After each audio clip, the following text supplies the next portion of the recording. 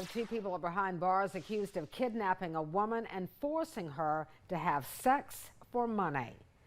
Dartez Fault and Rosalind Comfort face a number of charges, including kidnapping and human trafficking.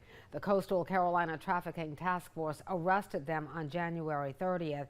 Authorities say the pair kidnapped a woman in Wilmington, and while they held her for ransom, they forced her into prostitution to make them money. Their alleged victim was rescued.